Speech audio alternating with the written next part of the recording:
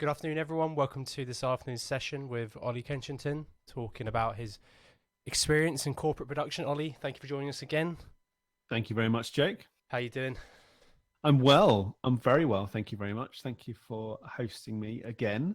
We're making a habit of this now, aren't we? Yeah, it's good. We've got a good few sessions under our belt and more to come as well, which is good. So yeah, fantastic.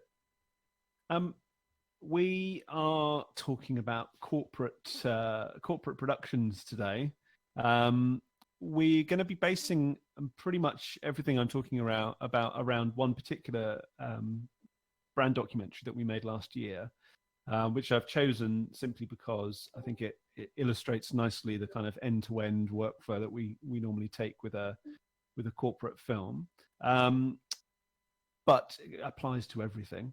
And I think if we start off showing that film, Jake, if you can run that from your end, then we can pick up and dive into it afterwards. It's about 4 or 5 minutes, so bear with me, everyone.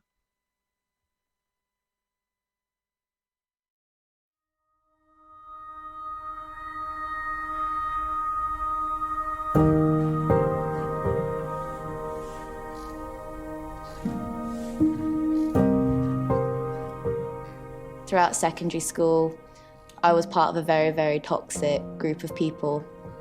I always had something to prove. I couldn't just be myself. I always had to wear a mask. And that was a massive contributor, really, to my mental health issues. I was basically hiding who I was, and that made me extremely depressed.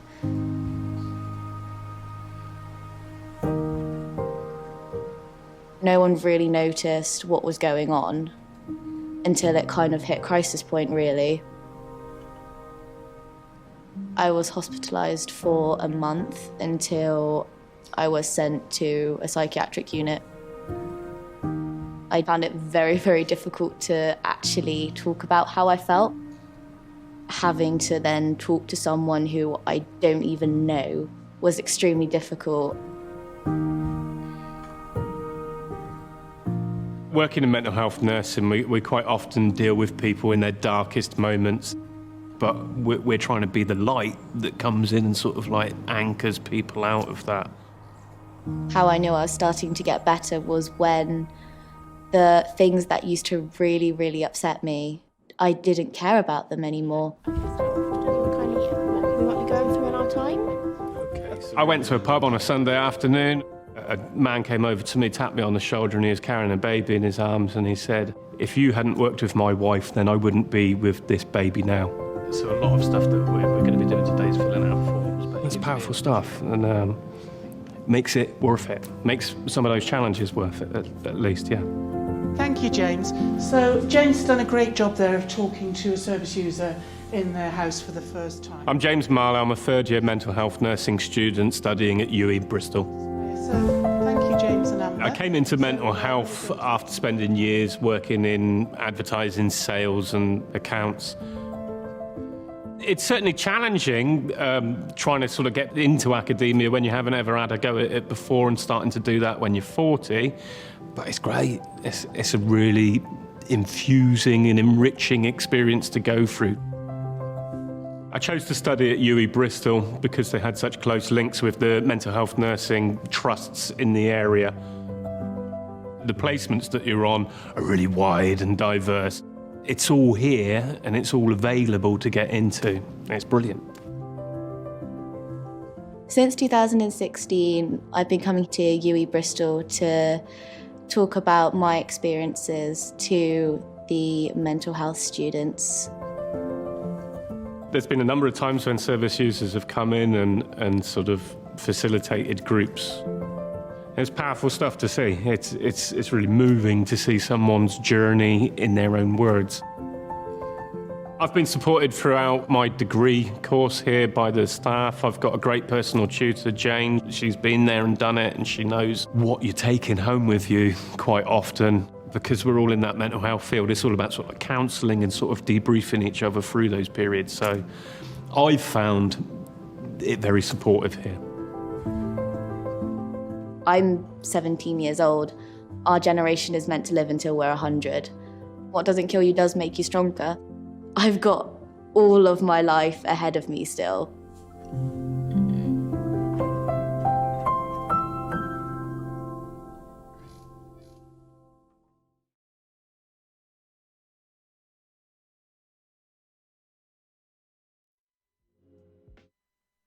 Cool, we're back in, Ollie. Okay, cool. Thank you, Jake. A couple of you mentioning on Discord you couldn't see it, so I think I'm right in saying, Jake, that Discord doesn't play out the film, but only on Correct, YouTube. Yeah. I've posted a direct link to the video that we're basically going to be breaking down into the Discord seminar questions. So if anyone's not seen it or is watching on Discord, then you can click that link. So we're going to be kind of drilling down on this particular project. As I said, I think this project really kind of threw up everything that we typically find on these types of corporate productions, and I think it's a good one to kind of analyze because of that. It's also quite won a Brand Film Festival award, Brand Film Festival London award last year in the brand documentary category, and I think brand documentary as a category is a relatively recent label, but is kind of indicative of a type of filmmaking that's been going on forever, which is storytelling through a kind of a documentary style.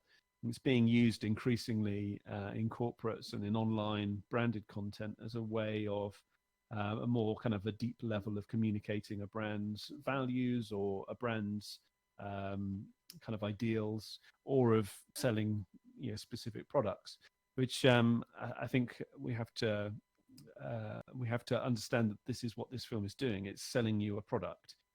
You may not be in the market for a healthcare related degree, but if you were, and you were researching different universities and different offerings, the hope is that if you came across this film, that it would help convince you to choose this course and at this university. And there's nothing wrong with that. I think this is the nature of brands. That's what you're doing, and it might not, to some filmmakers, seem really fulfilling or valid as a drama or something scripted or a short film or something like that. But I personally absolutely love corporates. I love it for a couple of reasons. I love them because we have complete end-to-end control over the product, and we work directly with the client to achieve their goals, which I find lovely. I love that direct interaction with the client. We've had situations where we've been invited to launch parties and viewings in boardrooms, and there's that direct interaction with them when you've done a good job. And with this particular film, as I say, we won a Brand Film Festival London award for it. They were thrilled for us. They were happy about that. They were promoting that their end as well, and that's just something that I don't think is going to happen necessarily when you're part of a bigger project where you're a bit more removed from the end viewer and the end client in this particular case. So that's one of the reasons I love corporates. I'll be brutally honest, I also think that the money in corporates is pretty damn good. I don't think that we should be ashamed to acknowledge that we're running businesses, and yes, filmmaking is a creative endeavor, and there are all kinds of things that we do and I do to make sure I'm creatively as good as I can possibly be and developing all the time. But it's a business as well. It's also something that our livelihood depends on, and from a purely financial point of view, the budgets are relatively healthy in corporates. I think there's a whole big conversation around what's happened to corporates over the recent years, and a shortening of the length of deliverables and potentially a dumbing down of the quality. But I think there's always room for high quality content. I think we try and sort of aim at that top end of the corporate market with the types of clients that we work with. And I find that very enjoyable, and I think we have the freedom and often the budgets to kind of creatively pursue the types of films that we want to make, which is great. So corporates for me, very happy area of filmmaking to be working in. In this particular case, this mental health nursing brand documentary, we are always, we started from, and we would always start from, a brief that would be provided by the client. Sometimes some clients like UWE, the University of West of England here, have a very strong and experienced marketing team who provide you with a brief that's detailed, and they've thought of everything that you could possibly need to be able to quote for that job. Whereas not all clients are like that.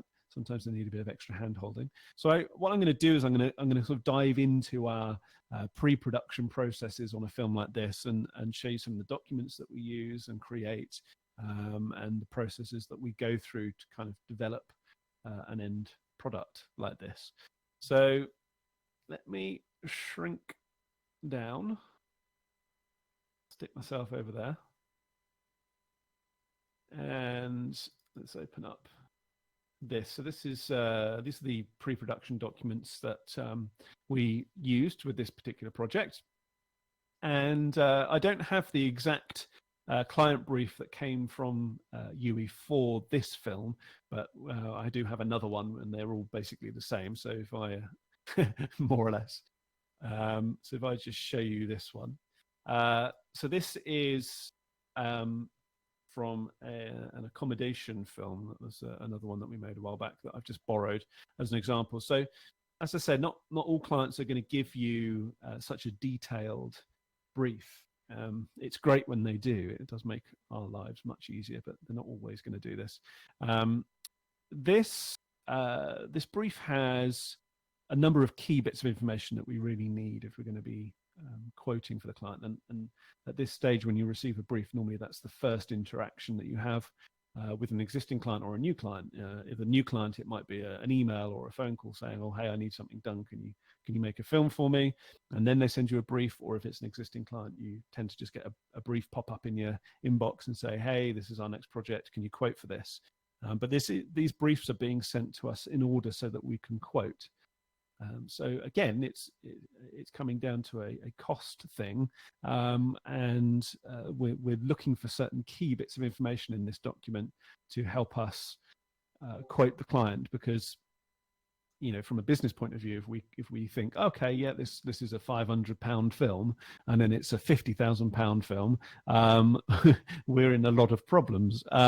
So we need to accurately, as best as possible, cover everything that we're going to need to cover, have profit in there, be able to pay the crew, be able to deliver the project that the client wants. So we're scouring this document really and looking for some very important information. So you'll see, first thing we have is the date of the brief and the date that the film is required by. A delivery date, very important. If that delivery date is 2 months from now, that's a very different proposition from if it's 2 days from now. It sounds ridiculous, but you know, we have had situations where people have sent briefs and or said they need a film made, and it's like, oh, we want it shot tomorrow. You get all different types of levels of experience with customers when they're making video content.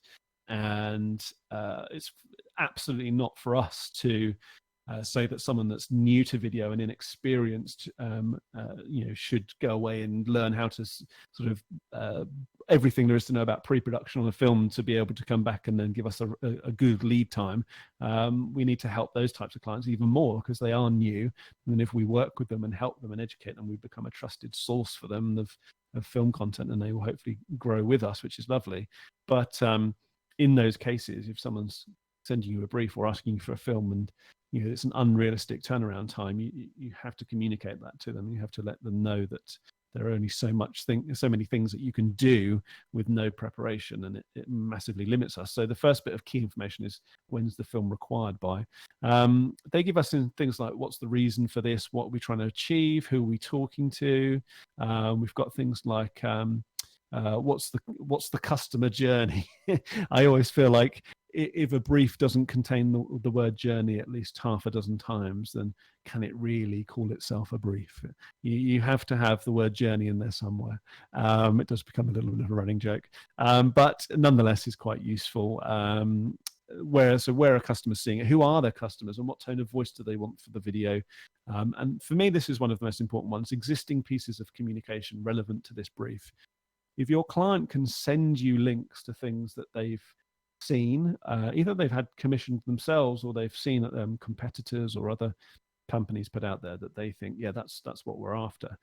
That's hugely valuable. Is a good starting off point creatively. You can jump off from there and start to kind of turn it into your own idea and incorporate it with what they're trying to set out to do. But more importantly, it really helps you with this quoting stage, because you can have a sense very, very quickly from that film of the level of production value that they're expecting, not the level of production value that they can afford necessarily, but certainly what they're expecting. And you can start to manage those expectations if need be, or, you never know. It might be that they send you an incredibly exciting high production value video and they have the budget to match that. And that's hugely exciting, because there's no roadblocks to your creativity. Then you can really start to build on that. But normally that's not the case. Normally it's we want this £1 million ad, but for a fraction of the price. So relevant pieces of communication and links to it's really useful.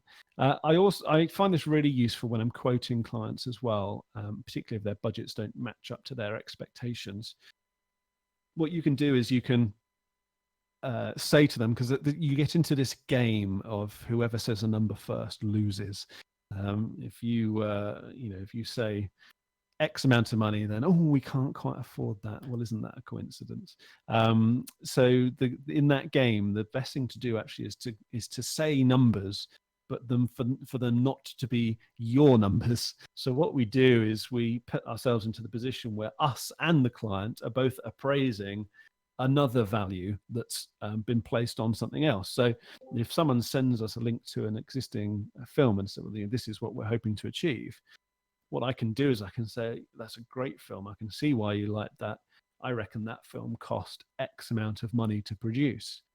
And then what you're doing is there's a number being mentioned, which gives them the opportunity to say, we can't afford that. Oh, okay, that's kind of what I thought you'd say. But it's not your number. You haven't said, I will charge you that much money to make that film. You've said, I reckon that film probably cost this much money to make. It's a really good way of distancing yourself and the client from this potentially inflammatory number. You're not taking ownership for that number. You're not saying that's what you're going to charge them. You're just saying that's what I reckon that is. And then it allows that conversation to continue without you saying, well, this is what I said it would cost. But at some point, quite quickly, you're going to hopefully nail down a budget, and you can start creatively developing from there. So existing pieces of work are very relevant. Production considerations, when's the university open? When are they going to have access? When are the people, the mental health students who will no doubt be working with, are they all on placement this month? Are they all on, they're all going to be away? And one of the production considerations that actually both the client and I weren't aware of and didn't consider in advance when this project first crept up was actually how difficult it would be making a film that involves people talking honestly about mental health. This project actually was the fifth promotional film that we had made in a series for UE. And we had done films for adult nursing and for occupational therapy and physiotherapy and radiotherapy. And this was, as I say, I think the fifth film that we had made for them. And we assumed that it would go pretty much the same as the other ones. But because of the mental health element of it, actually something that we should have taken into consideration when we were planning for the film, but didn't, was the difficulty in finding someone to talk on camera honestly about their mental health experiences. And one of the things we came up against was a number of people who were initially very happy to be involved and said, yeah, that's fine, I'll do that. And then over the intervening days and weeks, when they kind of ruminated on it a little bit, realized that possibly that was a little bit too much for them, and then feeling like they were letting us down, so they kind of weren't answering emails. And actually this happened 2 or 3 times, which hadn't wasn't something we'd experienced on any of the other films, and it meant that there was a huge delay, and the pre-production for this ended up going on for ages because we kept losing the person that was going to play the role of the what they call the service user, so someone who's actually got experience of using this service of the NHS, the mental health service in this case, and what they bring to that film. So the production considerations can come in various different forms. What deliverables they're after. We had a question when we were running this seminar this morning about how do you deal with costing for additional deliverables if the client suddenly wants social media versions and square versions and vertical versions and so on. And this is when you deal with that. You deal with it right up front when you're quoting and when your brief comes through. And if it's not on the brief, you make sure you bring it up. What are they expecting for deliverables? And make sure you include, or make sure you get out of them everything that they're expecting. It might be subtitles. I've had that bite me on the bum before, where a client suddenly says at the end, once the film's done, and you think it's a end of the project, and like, so where are the subtitles? We have to be conscious that we're also asking those questions if they're not proffering that information themselves, as to what's the main film, what's the main deliverable we're giving you, what are the additional deliverables, maybe social media teasers, could even be frame grabs and stills and graphics that they want to integrate to use as stationary promotional material. It could be subtitles. It could be any number of different things. Also, key dates. So when are we going to be delivering these? When are we going to be shooting as well? Not just delivering the project, but when are we going to be shooting the project? And you want to ask them things like, are we going to be shooting in unsociable hours? These are all things that are going to help you quote them, because if you're crewing this and you're budgeting for crew, and that it's going to be a 10-hour shoot during a normal working day, well, then you're going to be going off a standard rate card for people. But if you expecting to pay standard rates for crew, but actually this is going to be 10 or 12 hours, or there's a likelihood of it overrunning, or it's happening in unsociable hours, you've got to expect that your costs are going to go up. And so you need to make sure that's replicated in the quote. So this early stage is kind of an interesting one, because you're being asked for a response to a creative brief that's actually almost purely financial at this particular point. But you're also trying to think creatively of what you can do for them, because you want to kind of say, yes, we can do this, or how about we try this? You want to come at them with a lot of enthusiasm and ideas, but you've got to balance that with the fact that you haven't even been commissioned yet at this point. I find this about as much as I can stand in terms of business exposure. I'm happy to receive a brief, think it, work up some ideas with them and quote for them, and then hopefully that we can move something forwards.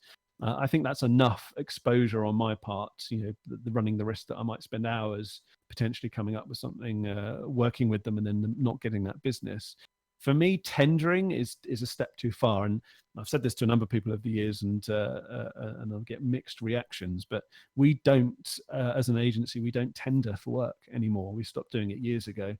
We will proactively go out and seek opportunities, and we will find clients, and we will find work. But open forum tenders, we just don't go for them. We've been bitten so many times where it's being used as a mechanism for generating free ideas, almost crowdsourcing creative ideas, cherry picking the best ones, and then just giving it to their mate who they know who owns a camera anyway, or the production company that they always use, but because they knew the budget was going to be over a certain threshold, they were their procurement department made them put it out to tender. Call me a cynic, but it's happened way too many times. And I've seen projects that people have put out that you're like, that was my idea. We came up with that in our tender. So we just don't do it anymore. It's just such a huge amount of time to put into something that probably isn't going to go anywhere, or may go somewhere. Who knows? But we would rather invest that time in actually seeking out opportunities ourselves. So that's the type of brief that we might get from a client like Yui. I've also got here a client briefing form that we've produced, which is for us to send to clients who are new to this whole process and who don't necessarily know how to ask what they're asking. We number of times, more than I care to remember, I've had clients come to me, new clients come and say, "Oh, we would really like a film, please." Yes, okay, and and the worst ones are when they think they know what it's going to entail. Again, I've heard it far too many times. Oh, it'll be easy. It's just an event. And you're like, what? We don't actually shoot events as a corporate agency. We've made the decision not to cover events because it's a very separate skill set. The level of kit, the way that you capture those events, I think, requires a huge amount of effort, and it's a very hotly contested area. We just don't do them. And there are other companies that do a much better job of it. So if someone comes to us and says, "Oh, we just want you to make a little film," and I had this recently actually. I'm literally recounting a specific incident recently where someone said, "Oh, it's just a simple film we need doing. Can you quote? It'll just be a half day of filming." And it's very tempting, particularly if you're new into this business, to just go, "Oh, okay, well here's my quote for a half day rate." But the experience told me to probe a little further. What do you mean? What makes you think it's a half day? Oh, well, the event's only 3 hours long, so actually it's less than a half day. Well, when is the event? Oh, it's at 6 o'clock in the evening. Well, okay, well that's 3 hours to you. That's what I would class as now unsociable hours. So that's not quite as simple as 3 hours. And that's also, where is it? Oh, it's in Spain. Oh, right, okay. So we've got to fly out there with equipment. And oh yeah, well, and we want you to get talking heads, and we want you to get the keynote speech, and we want you to get this, that, and the other. And they assume you're just going to come with like 10 cameras and capture it all. And before you know it, what they're describing to you in actual fact is a huge multi-thousand-pound production that's going to involve a number of different crew that they just in their head have decided is a one-man job but for half-day rate. So these sorts of documents, I think, are really, really valuable because they help people focus in. And I don't think people do that deliberately, by the way. I should interject, and particularly in this case, they are new to video. And as I said, those are my favorite clients because I want to nurture that. And I want to show them the value of what it gives them and build their video marketing side of their business with them. I want to become a trusted partner for them by delivering that. So I'm not going to be putting that person off from working with us, but I'm going to put in place things that will help them. So this creative brief or client briefing document, information capture at the top, and then things like delivery timescales. And I've even put things like examples in there in case they don't know what a delivery timescale is. So things like must have first cut by or must have final edit by. Number of deliverables, length of deliverables, the format that this is coming in. Is it destined for online, or do they want it for cinema or something? Where's it going? What's the delivery medium? What's the target audience? You really need to understand their audience. If they're a decent company, they will understand their audience, and then it's for you to, in consultation with them, to figure out what they know about their audience. That's a really big, important step in the creative that will follow, but also helps you understand about costings as well. An internal audience immediately is going to make you suspect that their budget's going to be smaller because it's more a communications piece rather than a marketing piece at that stage. Although having said that, we work with people like Apple we make a lot of internal content for them, and the kind of budgets they have for their internal comms dwarf that of some other companies' external comms. So it does depend. Target demographic, who are they targeting? And I've sneakily stuck halfway through this list budget. I've deliberately sandwiched it in between some other innocuous questions in the hope that the client might accidentally put the real budget in there. You never know, it might happen. It is obviously really, really useful to understand what they're planning on spending. I mean, they will assume you're trying to find that information out because you want to quote as much as you possibly can, and it's really not the case. There's nothing more frustrating than being excited to make something for a client and then it turns out after you've done this full creative treatment that, we have no money to spend and back up our ambitions. So it can be really, really useful to have that budget there.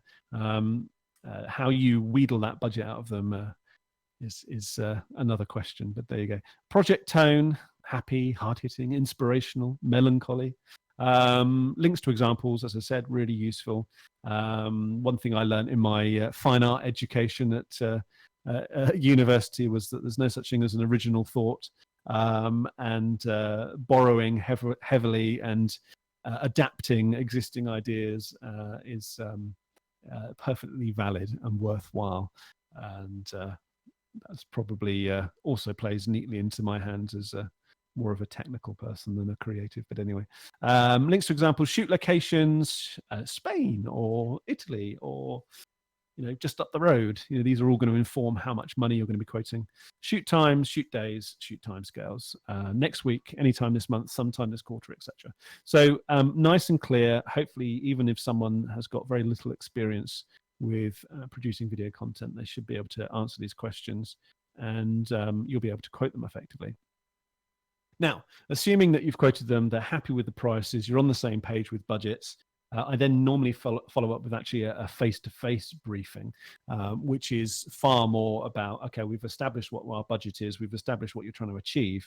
How do we achieve this? Let's kind of get this process moving. So you might be able to see here, I've actually got an audio recording. So there's like a half-hour audio recording here, which is in fact the briefing meeting face-to-face. So there was myself present, and I'm just recording that with my mobile phone. And don't worry, obviously, before someone mentions it, I obviously let them know that I'm recording them. But I find it very useful to record these meetings and share them with our producer or other team members, or just have them to refer back to and to hear what was coming up in the conversation. And it'll be me there. There'll be the marketing person who's been sort of landed with this particular project. There'll be normally the stakeholders, the people who are actually holding the purse strings, who have commissioned the work. And then there would, in this case, we also had a couple of the lecturers on this course present who were going to be heavily involved in helping us get the film made.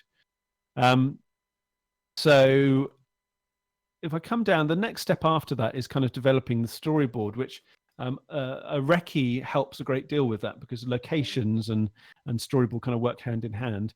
I've put them in this order, but actually in reality, I went and did the recce immediately after I'd had that meeting with them. So when this meeting took place, we then went off, because the meeting was at the campus where we were going to be filming, and we went off and started looking for locations. So I'm actually going to jump to the recce next and bring up some of the photos here. So this is the photo from the recce of the staff room at the university. And one of the things that came out from our initial briefing meetings was that they were very keen for this to be authentic and to convey to the viewer just how professional and experienced their students are by the time they graduate, because they have so many placements. They work closely with local hospitals and other charities and groups to give them work experience. They get people like Frankie to come in, these service users, to come in and run workshops and talk directly to the students. And the strapline that the marketing team have for the university is that their degrees offer a 360-degree experience. And also another strapline that they used to have was that it was the university for the real world. So they excuse me, from a marketing point of view, from a marketing point of view, their messaging is that their degrees are offering more than just classroom-based learning. So to kind of demonstrate that, this original creative idea came up about showing one of the students, and not lying, not manipulating it, but conveying anecdotes from the student and everything from the framing and the setup and the art direction to make the viewer feel like they're watching a qualified professional talking on a documentary. So everything about the way it looks and the way that it's edited is based around the first half feeling like you're watching, like 24 Hours in A&E or something like that. And then there's a twist where you realize that in fact this is not a qualified medical professional but a student, and the reason why you are convinced that they must be qualified and experienced is because they are drawing on, giving anecdotes, and they're drawing on experiences that they've had on their placements. So that's one of the big kind of narrative elements of the video that we're making. So to help support that in terms of locations, we wanted to be able to interview Frankie, who's the service user, in a university setting, because she comes to the university to talk to the students. But we wanted to make it feel like it could be a domestic setting. So when we came across the staff room and saw the sofas and comfy chairs, and also the warm tones of the wood and the cream and brown tiles on the walls, the campus incidentally is an old hospital, so that's why it got a kind of a unique look to it. We wanted her interview to feel warmer, so there were warm color tones and feel a bit more domestic. So we interviewed her in a traditional interview style, with her sat on a sofa.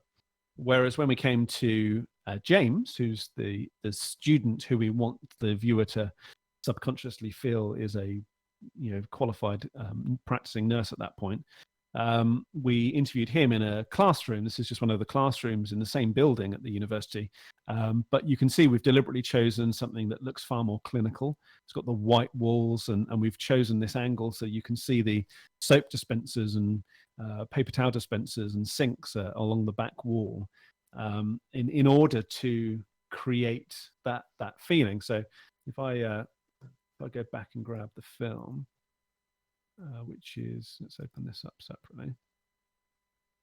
If I bring up the film here, side by side, try and get all of this on at the same time. And let's find his piece to camera. Where is he? There he is. Hello, James. You can see that these paper dispensers, these soap dispensers, that this is these here. So the reason why this was attractive to me from a location point of view is because, first of all, it's big and easy for us to get all of our equipment around, and we've got plenty of space to light it and set it up as we want. And then the whites and the blues in the background give that clinical feeling. They make it feel like you could be in a hospital or in a clinical setting. I've also done things like there's a big metal rack that was just in the room that I've moved over onto the right-hand side here and just put a light through it just to pick up some specular highlights in the background, just to give a little bit of texture, because without it, there was essentially a big block of nothing happening here. And so we've taken this clock off the wall and we've moved in this kind of trolley. Again, it kind of felt kind of a little bit more clinical having it there, but it's obviously all lost in the bokeh back there. And the symmetrical framing came from research that we did into other sort of hospital drama. So we looked at 24 Hours in A&E particularly, and all of the medical professionals in that documentary are always framed like this. They're always talking straight to the camera, piece to camera, like this. And all of the patients, when you kind of catch up with them afterwards and they've all been patched up, they're always done as an interview style, often in their own home. So that's why we've established this kind of look. It helps reinforce this idea that this is real, because it is. Everything they're saying is real, but also it helps sell the illusion that James is in fact a medical professional, which then when you reveal actually he's a student, hopefully your view is, wow, he seems so confident, so capable. They're obviously doing a great job there. If we come to, there we go, there's Frankie's interview. Let's close this down. So let's go back to our recce photo. So again, this is this space here, and you can see what we've done is we've actually turned one of the sofas around at the end here, and we've got these radiators and these windows behind her. So this is the space that we were interviewing her in there. Now, let's get rid of this. If I just bring up this document. So not only am I taking photographs of the locations that we think we're going to use, I'm also producing a spreadsheet with notes about those locations. So if we look at the notes I've made about Frankie's location, I've got sound notes and lighting notes. So sound, there's a corridor behind the window at the end, but low levels of foot traffic. That's particularly important because we wouldn't be able to control that foot traffic. And so noise could be potentially an issue. Staff room to be closed during filming. This is a staff room. We'll need to put a sign on the door to prevent people walking in. Lighting notes, mixed lighting, natural light coming through high roof lights, and then tungsten pendant lights, which will need to be turned off. And of course, that's exactly what we did. We turned those off. The natural light that was coming in, we took a white balance reading using a white balance card, and then we matched our tunable by color LEDs to match that temperature, essentially negating any mixed color temperatures and giving us a nice clean skin tones and everything looking correct. And then if we look at the notes I've made for the space where we interviewed James, you can see we say ambient daylight through high roof lights, LED lighting rig suspended from ceiling, not sure on color accuracy, but presume bad, I've put. This lighting rig actually ended up being really good. We did a few tests, and the color quality of it was perfectly usable, daylight balanced. So we ended up actually using this rig to help with the, it was quite an overcast day when we filmed, so we used it to just get the ambient light level up in the room and then modeled James with our own LEDs. So that was an interesting point on the lighting there. And then if we look at the sound notes, very large room with no soft furnishings, bring sound blankets. Yeah, so if you've not used sound blankets before, this is the type of space where they're really invaluable. It's a very large room. We've got polished concrete floors, no soft furnishings whatsoever. So this is an echo nightmare. So the way that we've mitigated that, whilst recceing, making a mental note of it, prepping with our talking with our sound recordist, he brought 3 sound blankets with him, Matthews sound blankets, and he's arranged those so there's one on the floor directly in front of James. So as James's voice is projecting, the sound waves are hitting various different surfaces, but as they hit the floor, which is big and directly in front of him, the sound blanket absorbs those and stops them reflecting off and bouncing off somewhere else, causing an echo. And then we've also got 2 other sound blankets, which essentially the camera is in between the 2 sound blankets, and then the sound blankets are coming like this. So as he's talking, his voice is hitting either the sound blanket on the left of camera or right of camera, and then on the floor. And those 3 sound blankets mean that we were able to record in this space that you can imagine would otherwise be horrendous to record audio in. And hopefully, when you were listening to James's interview, you didn't think it sounded all distorted and echoey and reverby. So our sound recordist obviously did a good job.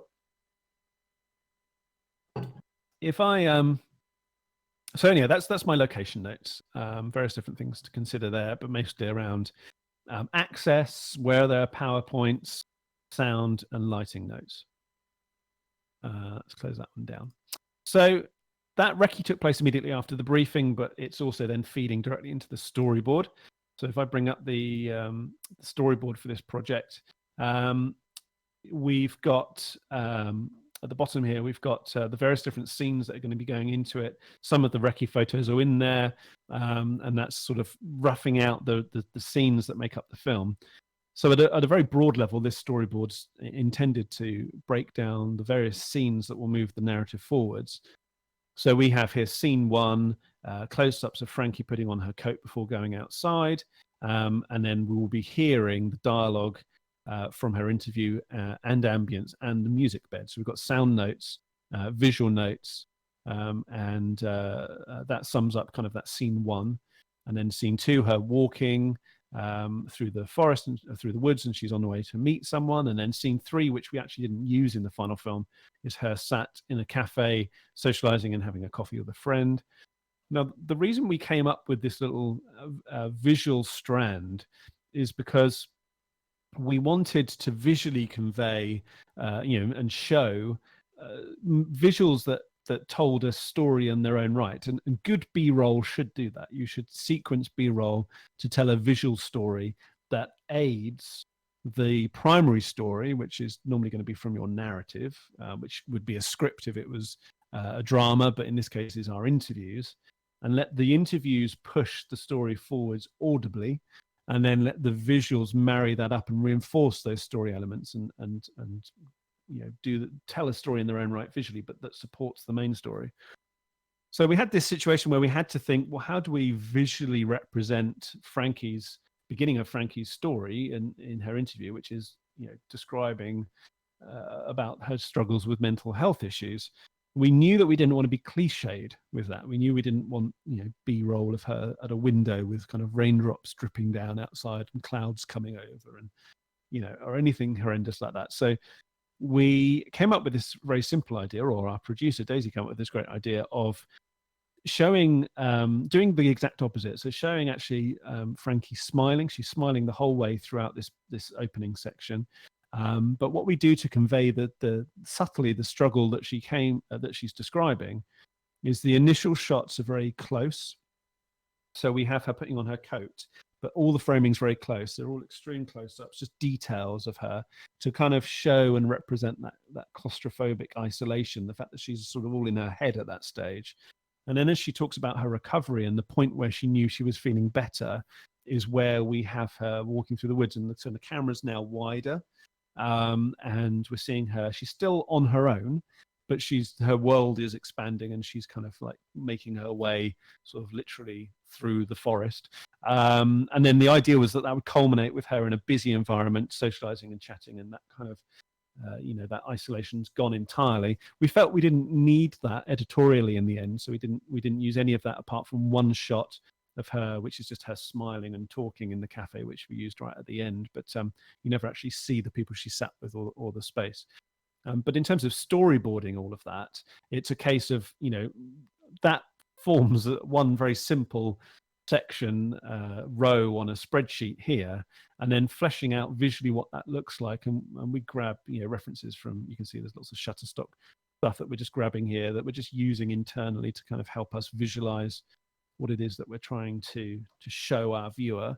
And that extends to the color palette, the framing, the angles that they're choosing, and how close the camera is and such like. So there's all kinds of things that here are helping inform that look.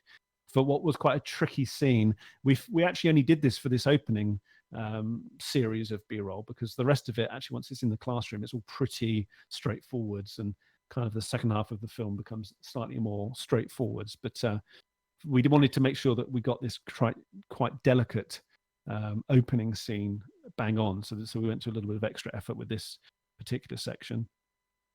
As I said, though, the main narrative that's being pushed forwards here comes from the dialogue, and it comes from the interview questions. So a lot of time goes into writing these interview questions. And what we're doing is we're playing quite an interesting game, which is we're trying to write a script without writing a script. So we're trying to write questions that we know will elicit specific answers that will fit our narrative and will fit the editorial that we're planning on. And that's actually really tricky. It makes you appreciate what a tricky task this is. If this was a drama, we would be writing a script and handing those words to the actor, and they'd memorize them. And, it's very easy then, because your dialogue is exactly what you want it to be. Here, we're simply hoping that they will give us the answers that we're hoping they'll give us. Now, rather than leaving that entirely to chance, which is always quite painful when you've gone to all this effort and you interview someone and turns out that they don't have good answers or they're not confident on camera, what we do is we kind of try and hedge our bets and make sure that this works by doing pre-interviews for a start. So James was actually one of about 5 or 6 candidates that were put forwards to us by the client, by the lecturing staff, as potentially good representatives of the university who had good stories to tell and who were confident and were willing to participate as well, which is obviously very important. And then what I did was I scheduled Skype pre-interviews with all of those students. And the reason why I do Skype interviews or FaceTime interviews or a video call is because I'm unknown to them, and maybe our perspectives have slightly changed with what's been going on in the world recently, but certainly generally speaking, it's a very unsettling thing to have a video call with someone that is a complete stranger to you. And it's that element that actually is very useful, because if they're going to be nervous talking to a complete stranger via a video call, then they're probably not going to stand up very well once there's a camera and lights and crew all around them. So it's a good indicator of how confident they're going to be. I've had, I think one of this group actually, one of the people, when the video call connected, all I could see was a chair, and they had deliberately angled their phone so that I couldn't see them. And that was fine. I didn't mention it, but it was clear that they weren't comfortable being on camera. So it's quite a useful way of gauging that. And then, of course, the other thing we're doing as well, asking them a few of these questions. So when I asked James, how did you get into studying mental health? His answer was fantastic, and the way that he was, so expressive in his talking about it, and I think the fact he was a mature student really did lend an interesting perspective on it as well. Now, this threw up an interesting thing, because one of the things that came up with the brief with the client was that they were quite keen to have a female student be the James role, the interviewee that represented the student cohort. And this is where marketing goals and storytelling goals can often clash. And the good clients are the ones that will always prioritize story. And the bad clients are the ones that let their marketing goals obliterate any sense of a creative kind of intent. It came up in the briefing that actually they have a glut of male candidates and male students on the mental health nursing course.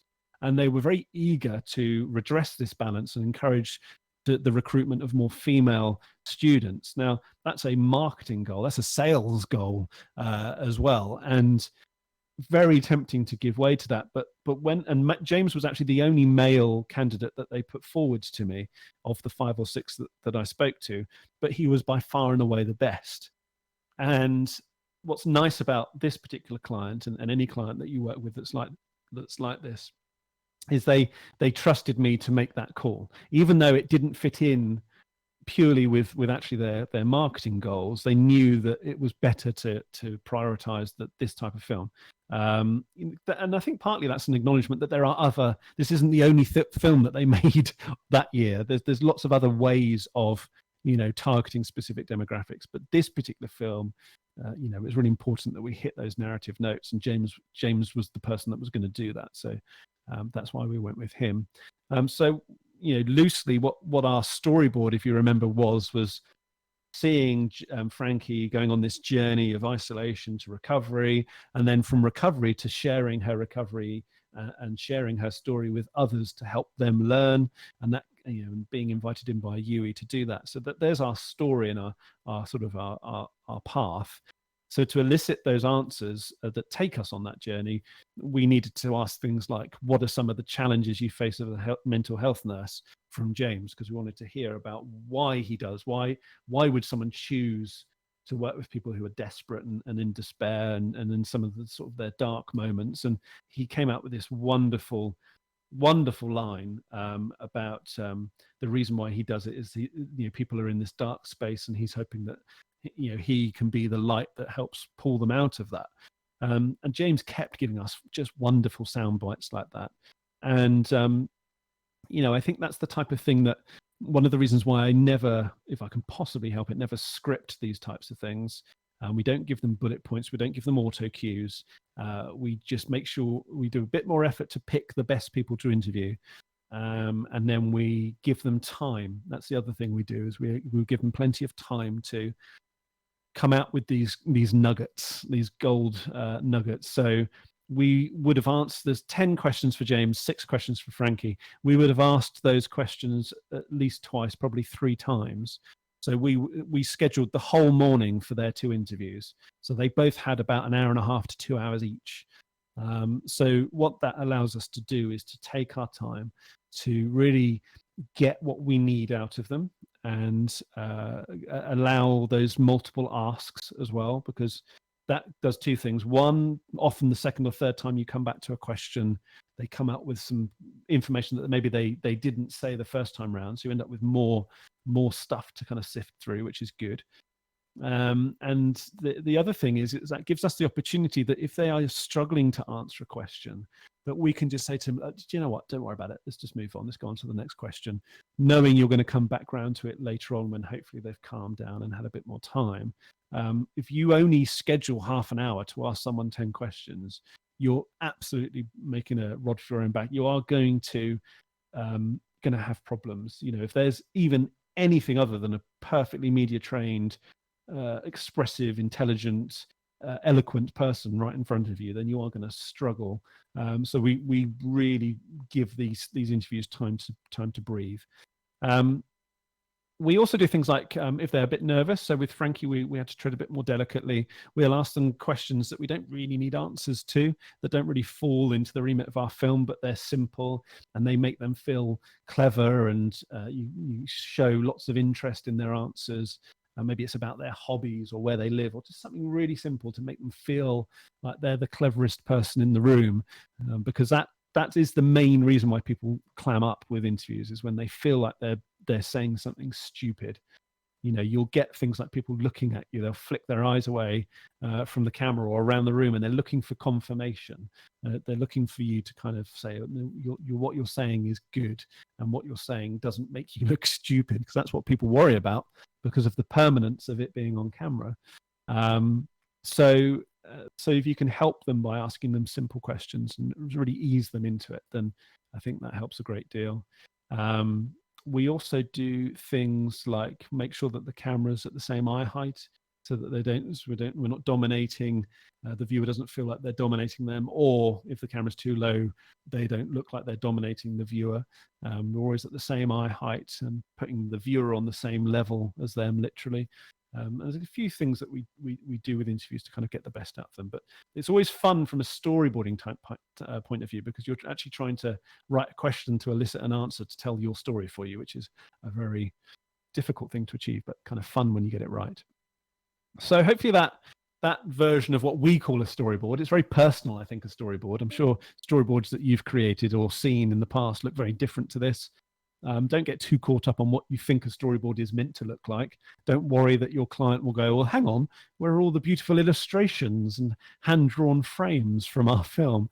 If they've got the budget for that, then great. But I've never worked on a project where they've had enough budget to pay for an illustrator to hand-draw frames from a storyboard. So do whatever you need to do just to convey that creative intent for the scenes. Okay, and that's the important thing, that the storyboard is breaking down those scenes. From there, we can then start to break down those scenes into shots, and that's where our shot list comes in. But before I talk about shot lists, I also want to talk about music. So we actually, as best as we can,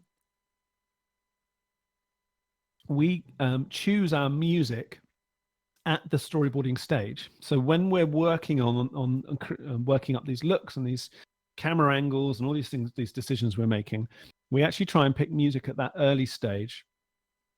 The reason for that is hopefully clear to those of you that were watching this before, and is that the music is as important to the narrative as the visuals.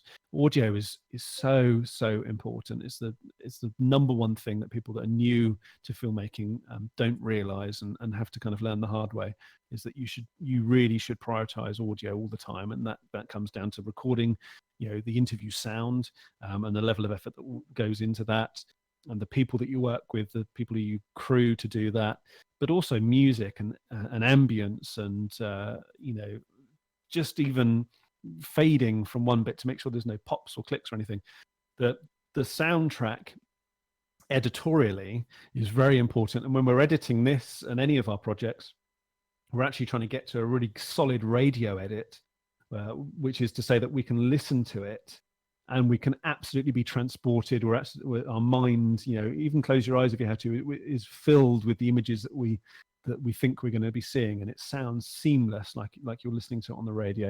And when you're at that stage with editorially, and you've got good solid B-roll, and you've shot listed, and you've got all these nice shots, and you're happy with them, the whole thing just comes together and it works, and I think that's the best moment. But picking music at this early stage is really useful. So I found another thing I do is I try and look for albums. So we use Artlist, and on Artlist, often you'll get a certain artist and they'll have, batches of songs or albums, if you like, or playlists of songs that they've come up with. And a musician, a composer will write songs the same way a filmmaker will put together a storyboard.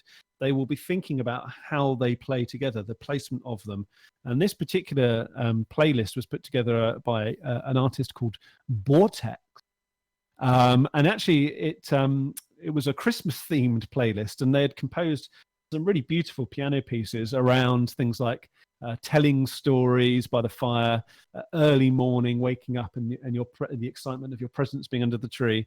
Obviously, nothing to do with our film, but I often do try and find songs that come from a similar playlist or from the same artist, because the composer will be telling a story with those songs and trying to achieve similar narrative points or story progression that probably you're going to be doing.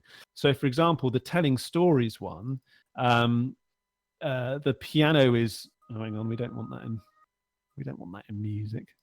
Let me just open that with QuickTime instead.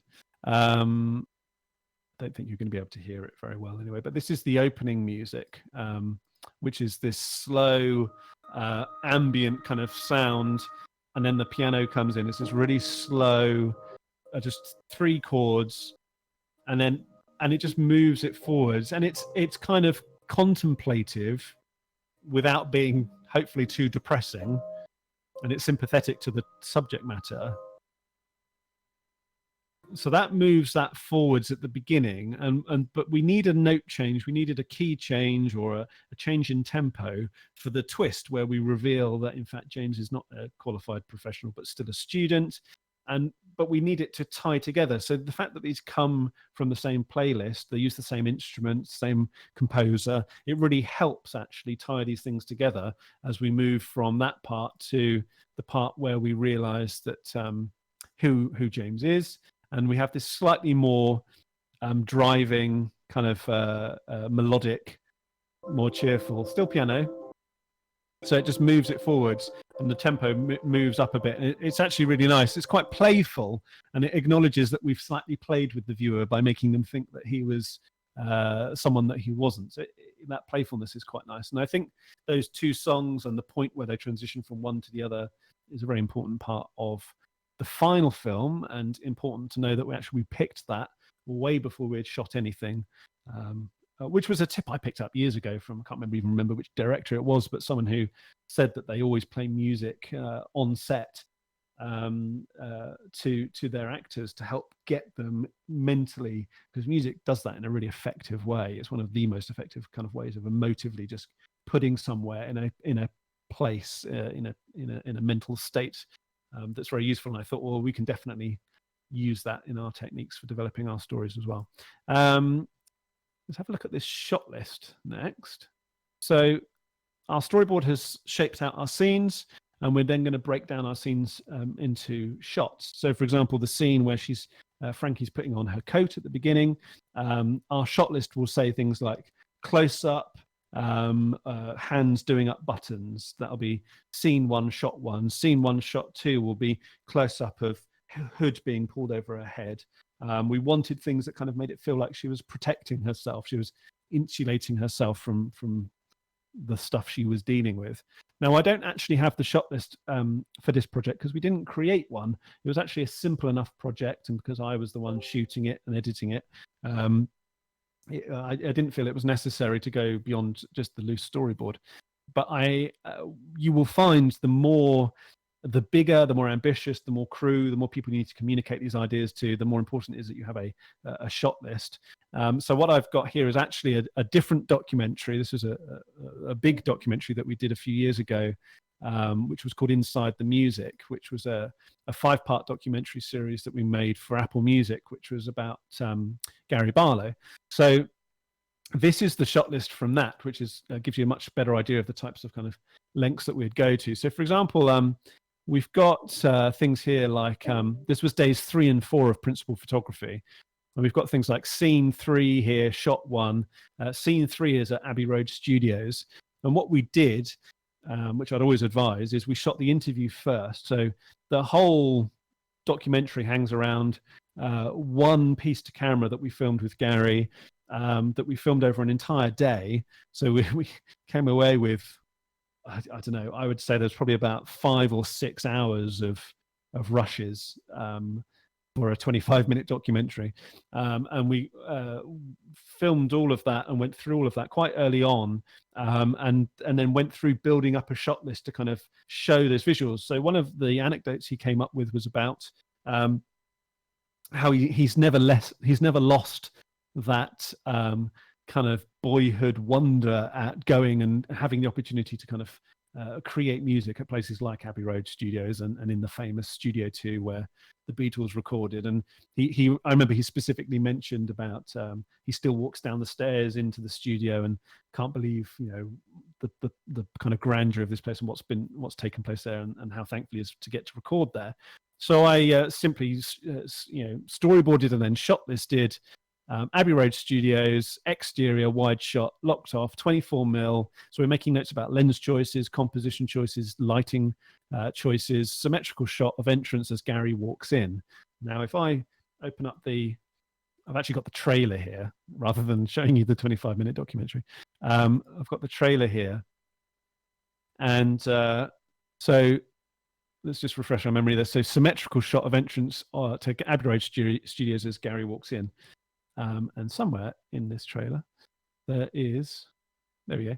There's that shot. Now, the symmetry was somewhat ruined by the cars in front, but we were only able to get the shot that we got. So to our best intentions, we've got the shot that we shot listed. I remember we had to move really quickly with this one, and we actually only got him walking up the stairs once because as soon as he got out of his car, there was tons of people who just literally hang around outside Abbey Road Studios in case they see someone famous walking in, shouting at him as he walked in. So we walked up once and that was it. So we didn't get a chance to try much else. But that's shot listed there. There's some other shots here. He talks in the documentary about getting outside and getting away from the music creation process to kind of clear his mind. So we storyboarded these shots where he's kind of looking out the window and he goes off and grabs his coat and leaves the room. And in fact, the last shot of that is him walking out and the door closing behind him, which actually we never used in the documentary, but we used for the final shot in the trailer, which was quite good. And if we look further down here, you'll see Gary gets up from desk, grabs coat and walks out of shot, and we've got Gary looking out of hotel room window thinking, hotel room door closing behind Gary after he's walked out. So all of these shots go with that sequence of him talking about finding inspiration, getting out there, kind of clearing his mind, and hopefully that you can see actually what that looks like in the kind of the final pieces, at least cobbled together in this trailer at least. But there's a whole variety of different things. We've also got shots in here that we haven't shot listed that came in from a video diary that he was keeping. But hopefully this shot list shows you that the kind of level of detail that it's helpful to have. I find, whether it's me shooting or if we've hired in a DP, just the ability to check things off as you go is so valuable, because you kind of already mentally edited this video in advance or as best as you can, and it's just really nice to just we've got that, we've done this one thing as well as we can. And so it's all part of making sure that you've got what you need, and then it all comes together in the edit. So each stage of this process is hopefully working towards facilitating that final video. Now, another part of this process is the slightly drier production side of things, of making sure there's crafty for people to eat, and what crew are you hiring, or what equipment are you hiring, and locations and access, and all of these different things. And that's where call sheets and risk assessments and all those sorts of things come into play. What I like to do with our call sheets is not only have obviously valuable contact information. This was just a template I downloaded donkeys years ago.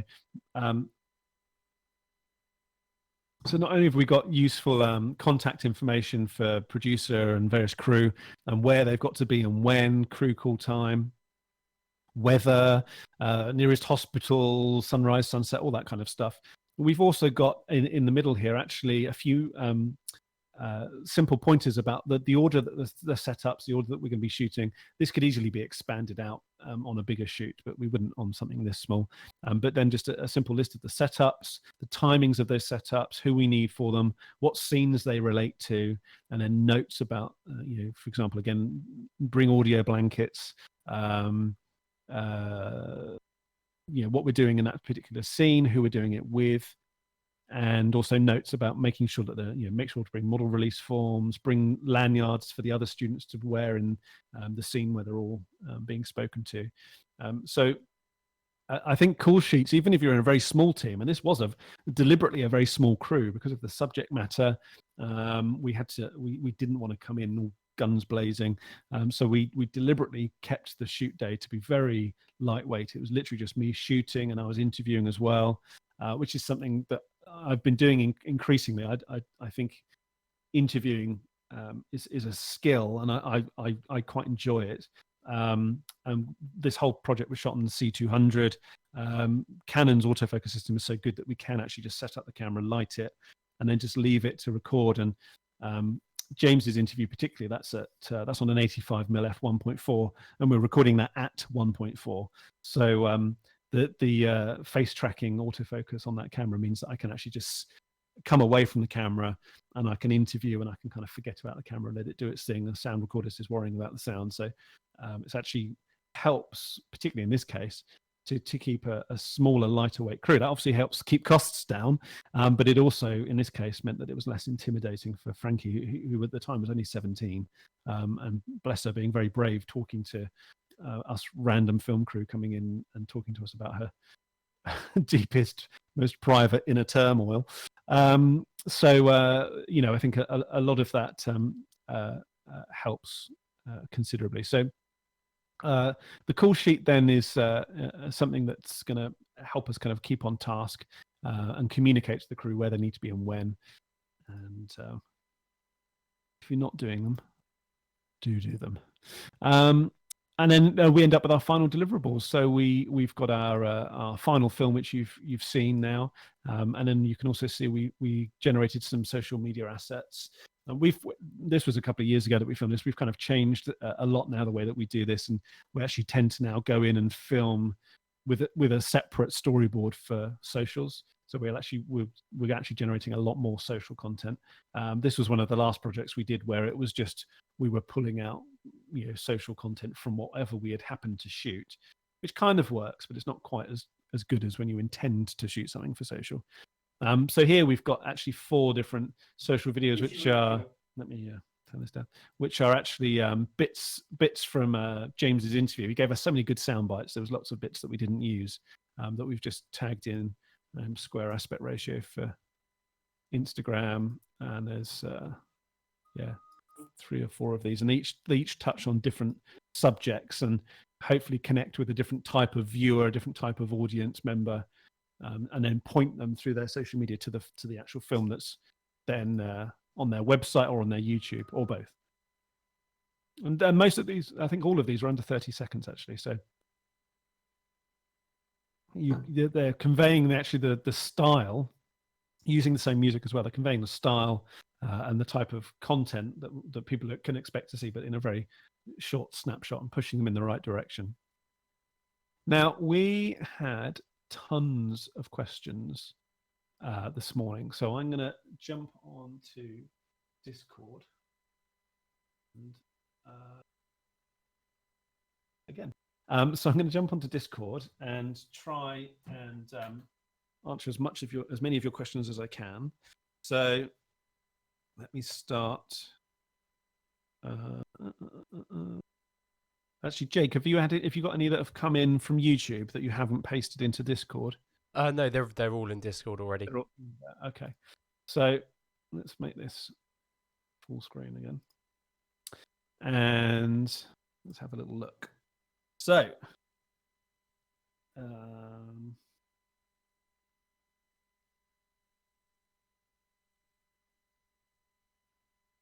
this is all problems that we're having.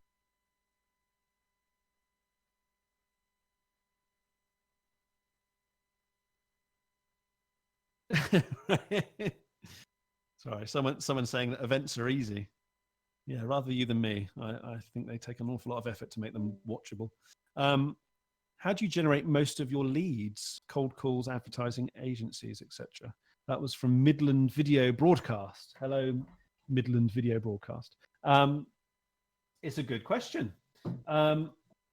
So as I said earlier, we don't tender. So the process that we go through involves an awful lot of research. So for a start, we have a dedicated part-time member of staff that does that. So this isn't initially in the early years. This was something that was just, oh, that would be a good person, and off you'd go. As we've grown, we take that far more seriously now, and it is a really important part of our business that we're making sure that we're sort of proactively finding those leads. So that we have a part-time member of staff whose job it is to do lead generation, but in a very targeted and very well-researched manner. So what we do is it all starts from identifying as a company the types of people that we want to work with, type of films that we want to make, and what types of brands are going to allow us to kind of make the best content. Once we've identified that segment, so for us, that's things like food and beverage, technology, and education. Those are the four things that really kind of tick boxes for me as an individual and us as an agency that we're very interested in. And I think being interested in your subject matter helps you make engaging films. If you're disinterested in it, I had someone ask me not so long ago to make a load of films about the financial services industry, and it's like, I could do, but I know nothing about it, and it doesn't excite me. And I'm pretty certain that you're going to end up with a better product if you can find someone who makes films for that industry already and is engaged and interested by that industry. So we try and target a specific kind of type of customer. And once you've identified that and you've got a list of kind of a hit list, if you like, of the type of organizations that you want to approach, and I definitely say be ambitious. Don't just think, oh well, there's no point asking whoever it might be, because they're too big. They won't want to use me or us. Don't forget that. Be as ambitious as you possibly can. And then the next step is then to research, and I think LinkedIn's very useful for this. You find out about this brand, find out everything you can about the types of content they've already made.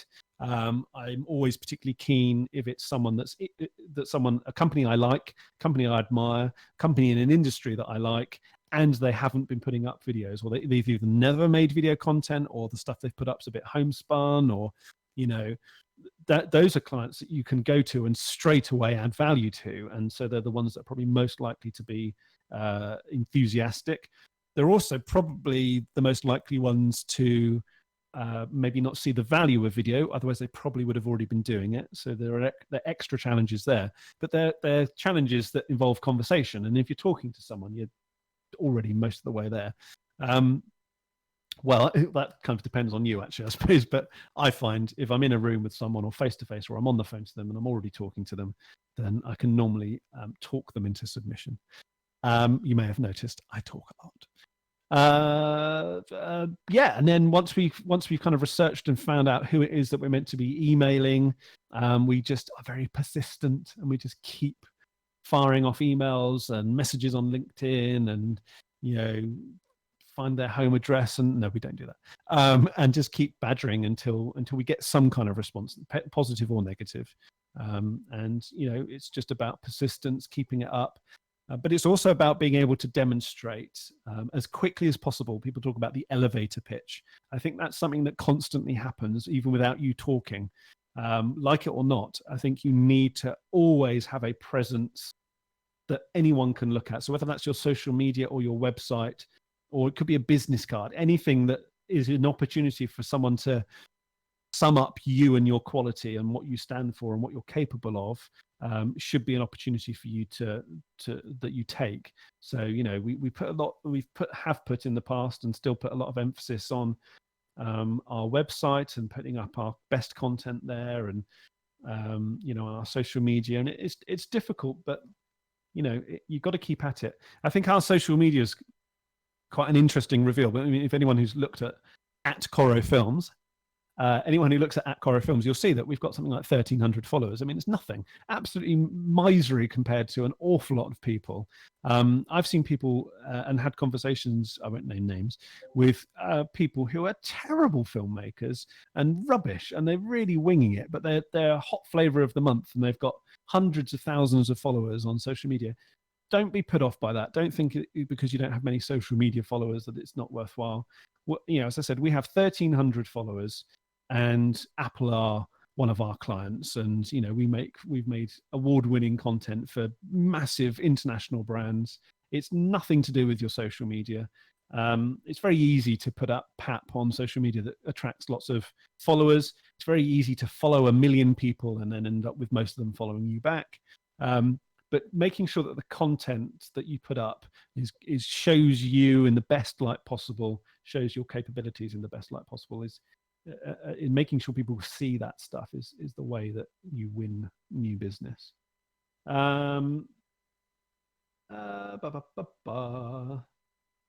Do you previs anything? Good question, Adam. I certainly would. I certainly have, actually, in one form or another. In the type of previs that one would normally associate with kind of like visual effects and stuff. 1, 2. Oh, 3, 4. In the types of previs that you might have seen, we don't do anything like that, and we haven't ever worked on anything that's required any kind of like visual effect pre-visualization. But I think, in a way, the storyboarding and what we've been talking about here is a way of previs. It's a way of helping to take what's up here and putting it on paper. It's a very personal thing, though, I think, because I'm pretty cerebral. I have a photographic memory. I spend most of my day seeing things overlaid on what's in front of me. I find that very easy to visualize what I'm going to be kind of creatively creating some further down the line. And as you saw in this case, to the point where I actually didn't even have a shot list for this particular project. But I think the bigger the project, the more emphasis you have to put on getting these things out of here and actually on paper. And certainly if there are other more crew members and bigger teams, you need to be able to communicate that stuff to them. So there's no point going, oh, it's all up here. You need to be able to communicate that. So I haven't done a huge amount of previs beyond what you've seen, but that's mainly due to the size and scale of the projects that we work on. Jake has a question from YouTube from an Alex Wilkinson. Have done similar projects to this before, but the client always had a limited budget. Any advice on getting them to spend more so I can spend the time to up the product level? Get advice to get your clients to give you more money, Alex. Yes. Well, I don't know. First of all, I mean, what's the limited budget? I've got no problem revealing the budget of this particular project. We had a £5,000 budget for this project.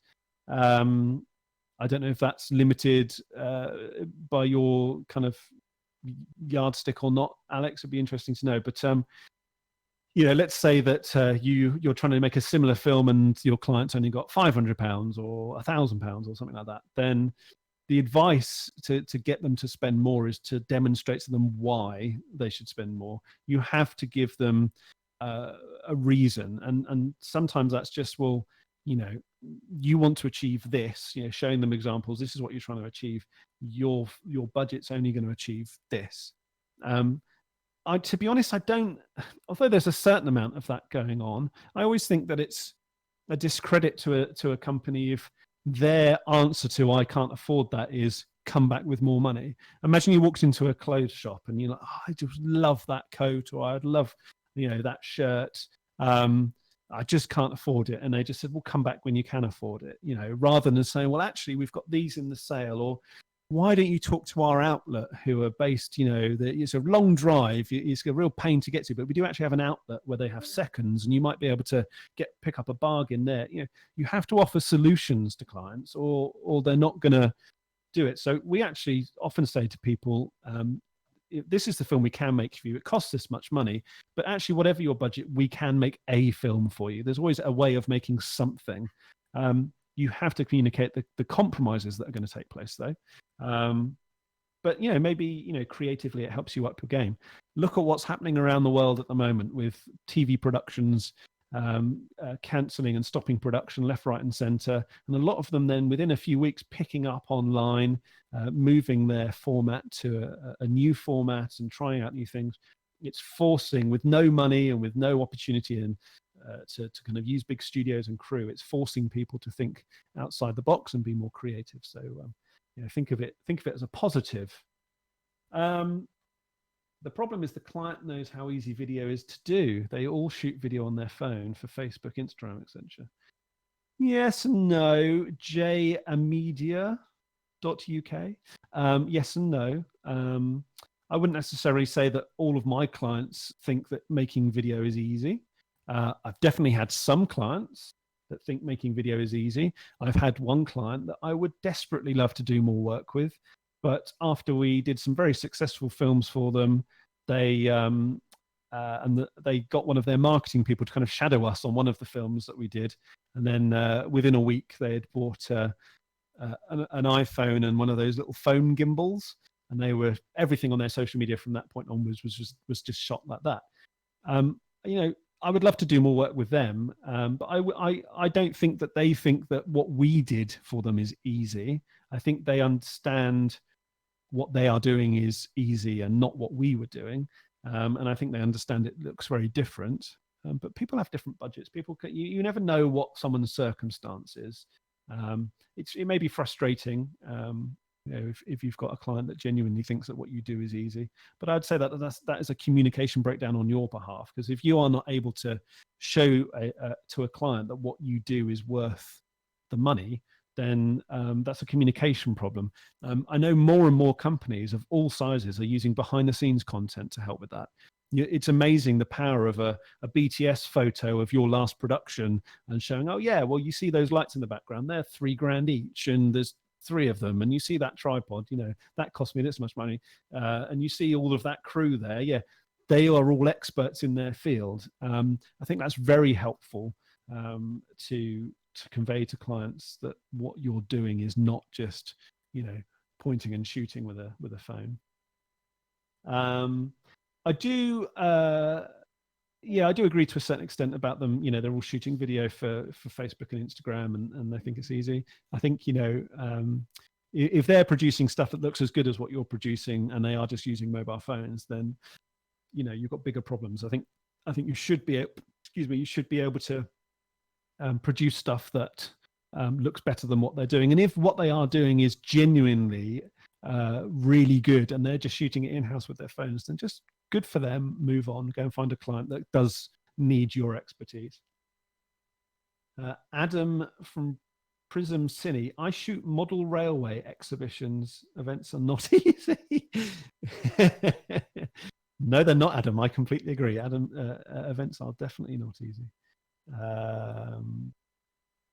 Hence, that's you guys are just having a chat. That's great. Let's see if we can find another question.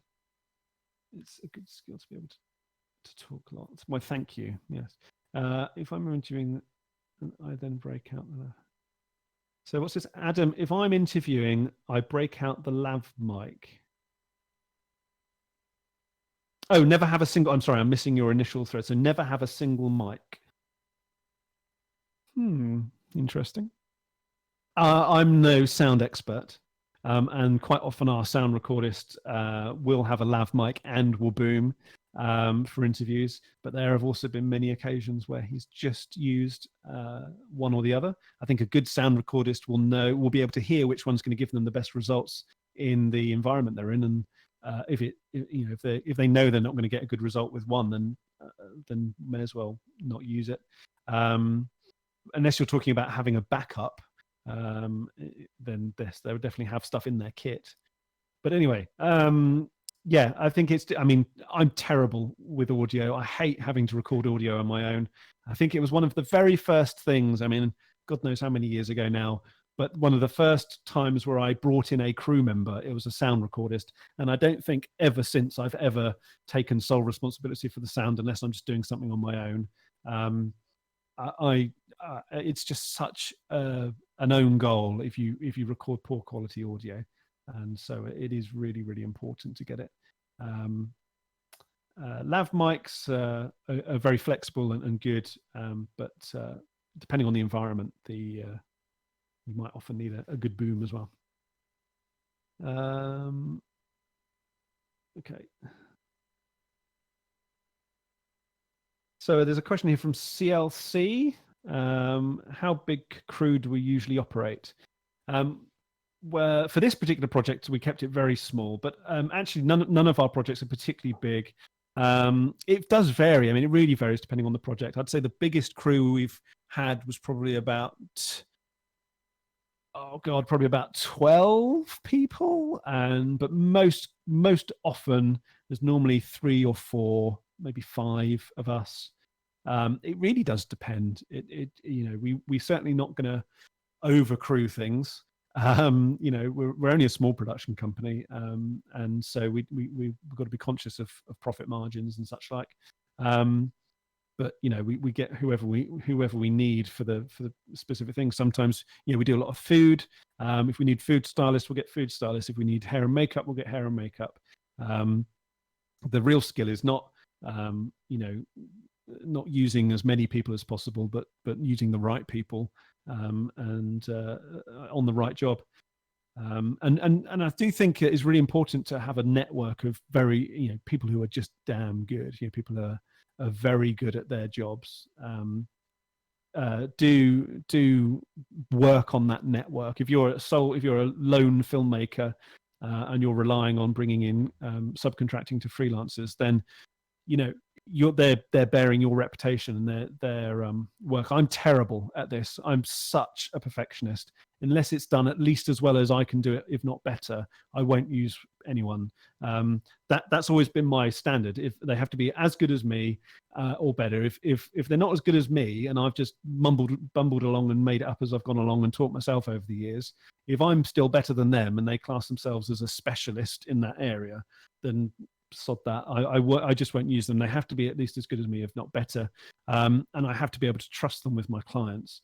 And so the crew that I work with are people who I know they have my company's best interests in heart. When I'm employing them and they're working for me on set, they're not trying to push their bloody business card into my client's hand, like, call me next time. I think a good quality crew is better than an extensive crew. For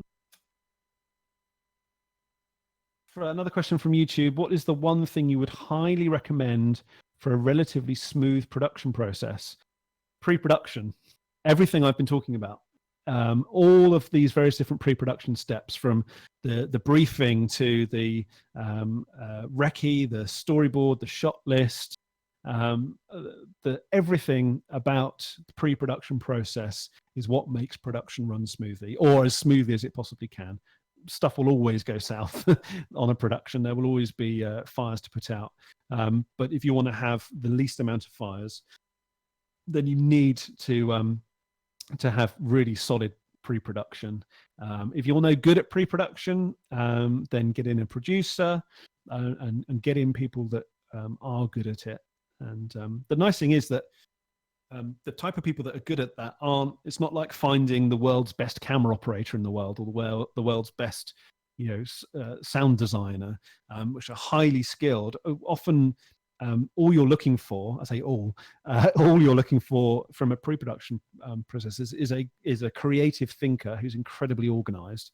So a really good producer is worth their weight in gold, I think, for helping the production process go as smoothly as possible.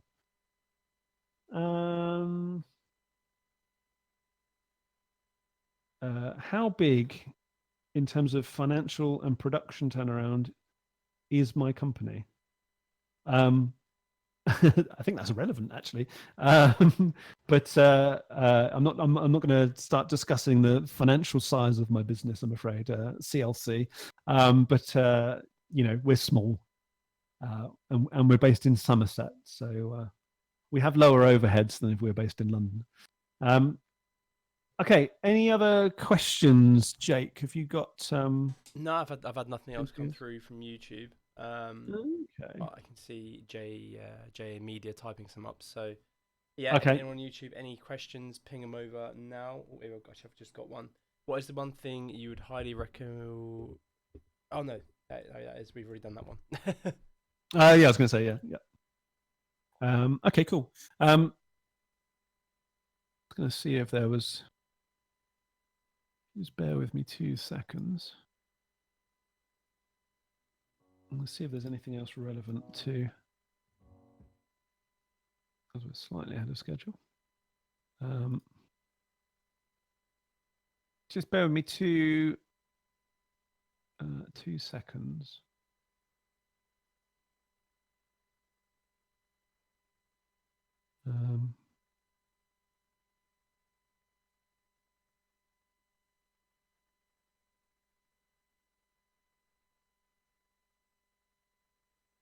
Oh yeah, in fact, one of the things I was going to talk about is there's a whole section. So I think it's always valuable to actually look back through your projects and be honest with yourself about what's gone wrong. I think there are lots of things wrong with this film. One of which is the excessive use of this shot. This shot goes on for like 12 seconds or something, and that's because we actually shot loads of stuff of James interacting with his lecturer, or a couple of lecturers actually, in the corridor. And it was a scene that we storyboarded because we wanted it to, it's when James is talking about the support that he gets from the staff there. And we wanted that to feel casual and and unforced. So we had this kind of scene where he sort of bumps into his lecturer in the corridor and they're just chatting informally, just as something just visually to kind of match the dialogue. And going back to that question about the production process running smoothly and things going wrong, we on this particular shoot we were using 2 bits of new equipment that we had not used on any other production before. One was a gimbal and one was a camera.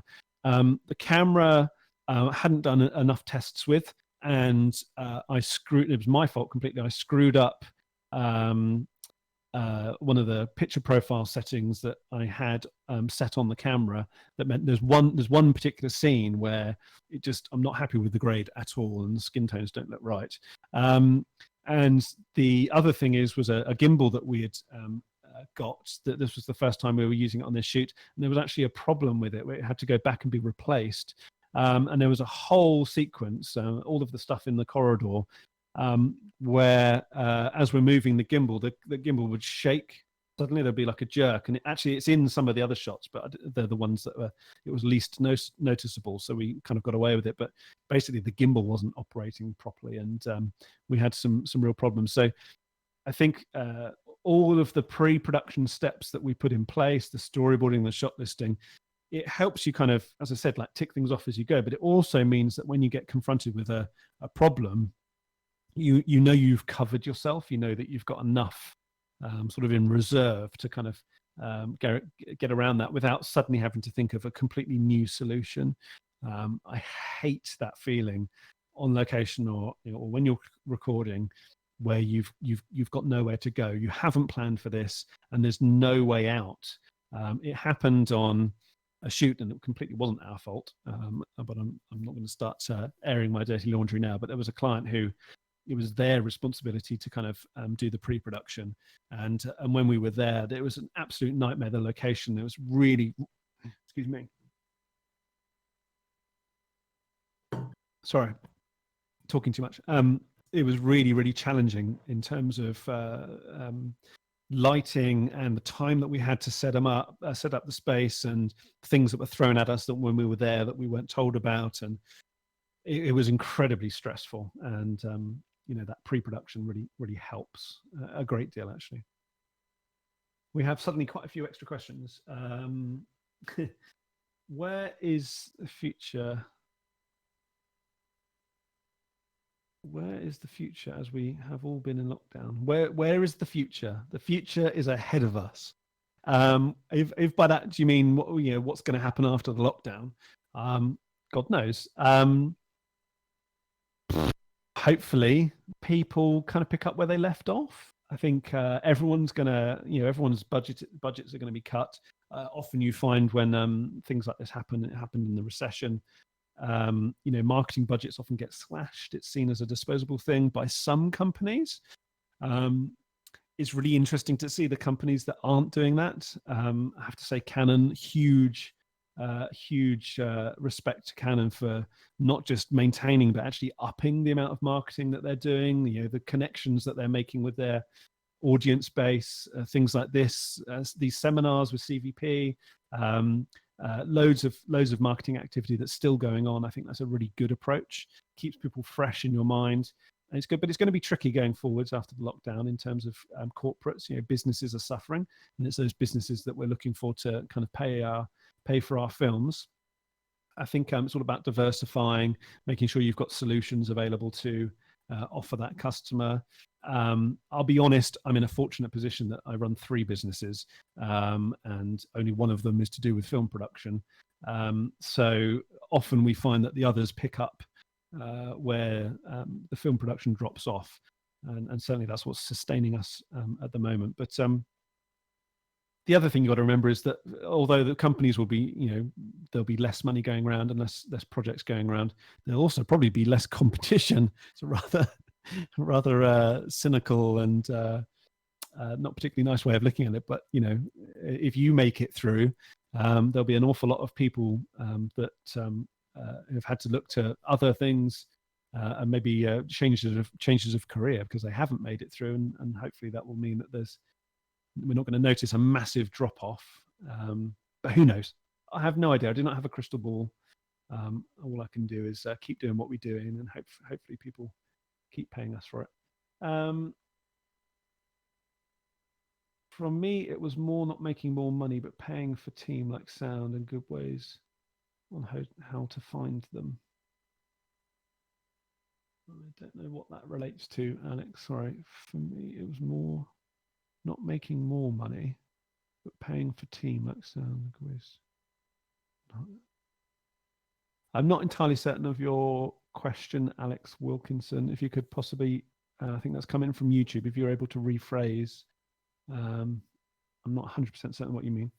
Midland Video Broadcast, what camera do you like using? We run the Canon C200 as our A cam. We have the EOS R as a B cam. Great pairing, very easy to match. They share the same neutral color matrix, so they match perfectly. They're great for interview A and B cams. I've just been trying out the C300 Mark III and absolutely adore it. And I'm planning now on upgrading C200 to the C300 Mark III as soon as we can. Yeah, I'm a Canon man through and through, so I like using Canon's cameras. I hate revisiting old projects. Oh, here we go. I hate revisiting old projects as I spot all the errors and things I could have done much better, and I want to reshoot them. That's a good thing. That's a good thing. Talking to a very experienced person, he said that was good, as it meant I was learning and improving, and so I was still making the same mistakes. Yeah, no, I agree. I think if you watch your stuff and you kind of go, oh, that's not as good as I could have done, that's a great thing. You're the day that you make the perfect film and there's nothing to improve on is the day you need to quit. I mean, this film's an interesting one. This film won the Brand Film Festival Award in their brand documentary category, and the other companies that won alongside us at that festival were huge production companies. People like the Progress Film Company, who are a huge London-based agency. The projects that were being made were for people like Land Rover, Google, Heineken.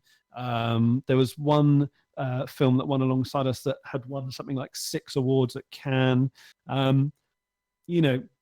And I look at this film, as I just said, I look at this film and there's loads of things that I think could massively be improved. We could easily make this 10 times better. But in its current form, it won a very prestigious award. So I think it's really healthy that I look at this and think, I could have done better.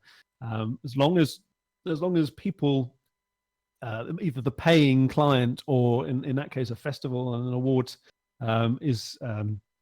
as long as those people are saying that it's great, that's the main thing, because then if you're determined to keep getting better, then they're going to keep saying that it's great. Is everything now 4K or are most things still 1080? That's an interesting question. I've been shooting exclusively in 4K for probably 5 years now. Everything we shoot is 4K. But in terms of delivery, I'd say we're now at a stage where probably most 80% of the stuff that we put out is delivered in 4K as well. But that's relatively recent. I'd say if you go back, if you go back 18 months to when we delivered this was delivered in HD, and most things we were delivering were still in HD. But now it seems to have moved quite quickly. So whereas we've been acquiring 4K for a very long time, we've only been delivering in 4K for probably in the last sort of 18 months, the majority of our projects. But we acquired them in 4K. So if we needed to put them back out, in fact, I've recently redone the Inside the Music, the Gary Barlow documentary, and put the 4K versions out, but they were delivered as HD to Apple. But put the 4Ks out because they just look so much better.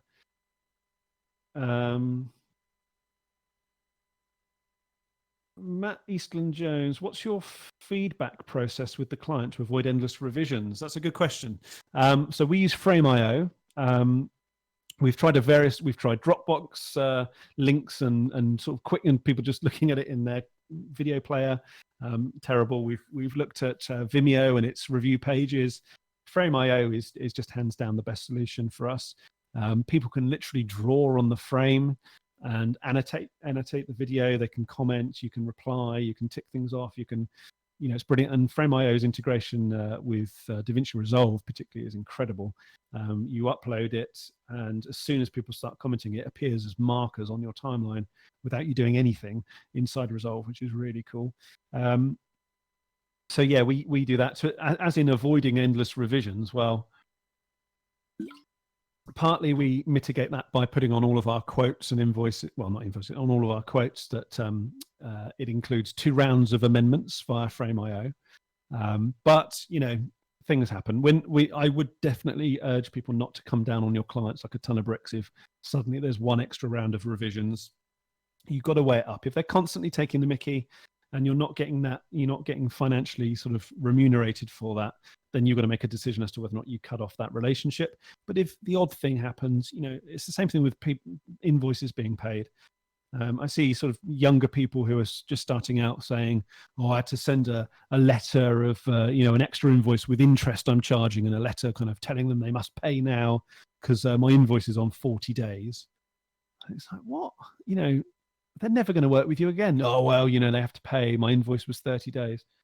I think all of these things, revisions and paying on time, you got to make a judgment call, but you got to understand that there are very few clients that are going to be thrilled if you start charging them interest or saying, well, that's going to cost you an extra however much because it's one extra revision. That they're not going to take it. You have to suss out whether or not they're trying to take the mickey. But if they're not, if they're just a genuine customer, then you've got to put yourself in their shoes. Sometimes things go wrong. I've got someone who had an outstanding invoice it was like 2 months overdue, and I sent them, I think in that 2 months since it was overdue, I think I sent them 2, maybe 3 emails, very politely asking when to expect payment, and came round to the idea that maybe they were just not going to pay me and they'd gone under. Maybe the lockdown had killed them off. And then I noticed it appeared in our bank a few days ago. Am I going to work with that client again? Probably, but I might, put a little bit of a bumper. I might put a bit of a tax on the next quote that I produce for them. I might even ask for 50% upfront. But I'm certainly not going to turn around and go, I'm never working with you again, because they did pay me. And, I think there's one client that I once phoned up and said, I'm never working with you again. And they had consistently not been paying us for years on end. And it was annoying. They were also one of our biggest customers, which is why I kept going with them. But if I had turned on them the instant that they didn't pay on 30 days the first time, that would have been hundreds of thousands of pounds worth of revenue over years that we would have then lost from them. So you've got to weigh it up. Virtual revision, Matt above us. How do you avoid endless revisions? Customers seem to think they are precious. I've experience of clients kept changing that. Why didn't you get it? I might have to keep different versions.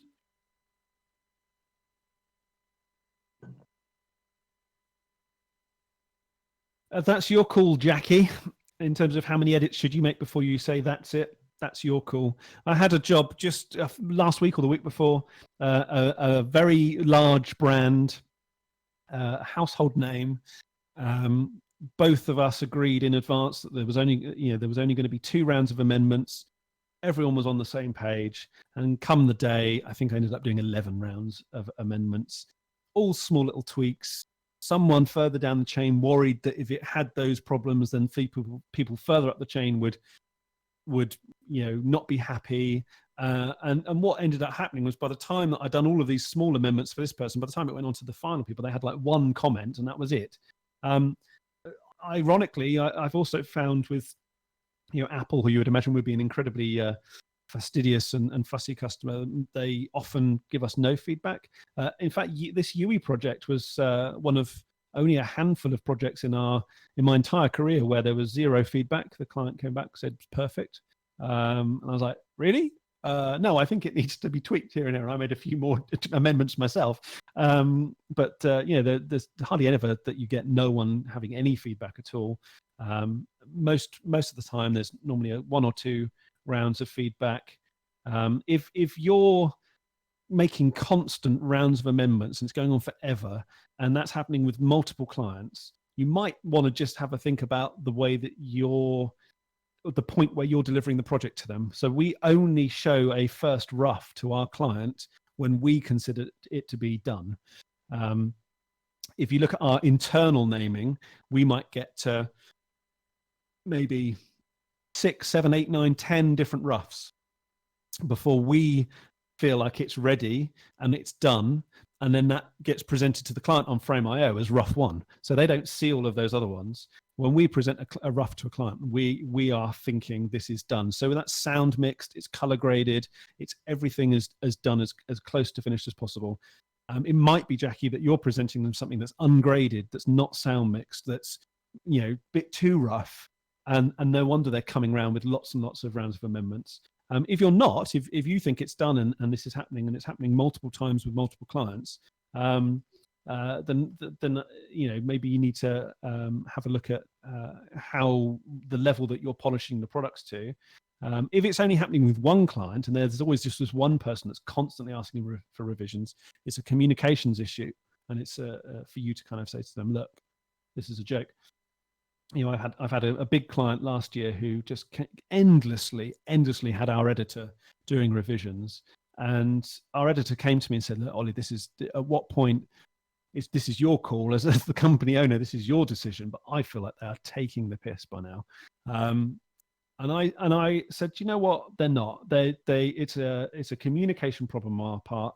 They are new to video. They need a little bit of extra hand holding. They've put tens of thousands of pounds of revenue through the business this year. We're not going to turn around to them and say, do one. And that was my call based on what I knew about that client. And I think it was the right call, but it's very personal. It's up to you. It's up to you and your clients to decide. From the other side of the business, my dad is a land surveyor and has a load of issues with big name clients not paying.